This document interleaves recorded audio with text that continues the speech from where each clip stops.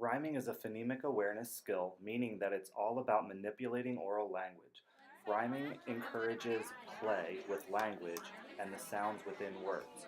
Teaching rhyming is important because there is a connection between rhyming mastery and eventual reading preparedness. Incorporating more rhyming into your daily activities assists children with the ability to playfully manipulate their language and allows them to have more ownership over language.